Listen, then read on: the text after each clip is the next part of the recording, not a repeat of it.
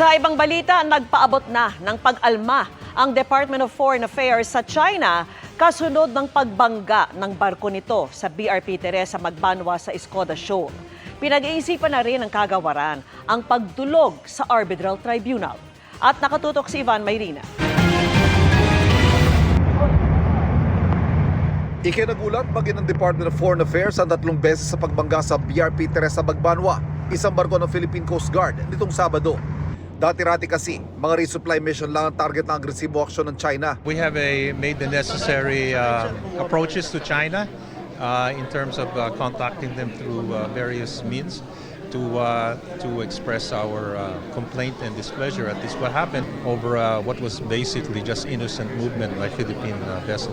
Pinag-aaralan na rin ang mungkahi ni dating Supreme Court Associate Justice Antonio Carpio na idulog ang mga ganitong insidente sa Arbitral Tribunal. We're contemplating at the moment possible approaches in the coming days or weeks. You'll probably have a better picture. Doesn't help the situation. Bago ang pagtitipon sa Philippine Air Force Wing kanina, makikita nag-usap si Pangulong Bongbong Marcos at Defense Secretary Gibo Teodoro. Pagsiguro ni Teodoro, patuloy na sinusuportahan ng sandatahang lakas ang Philippine Coast Guard sa Escoda Shoal. Nagtakda rin daw ng pulong ang National Maritime Council ngayong araw. Sa National Maritime Council, makikita kami mamaya regarding convergence efforts to address it. In the meantime, we are